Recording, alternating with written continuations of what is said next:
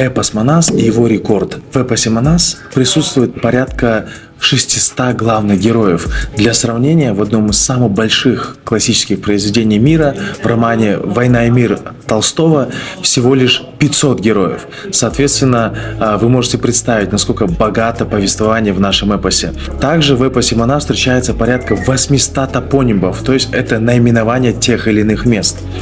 Впервые в печати эпос «Манас» был издан в Санкт-Петербурге. Это было в 1885 году.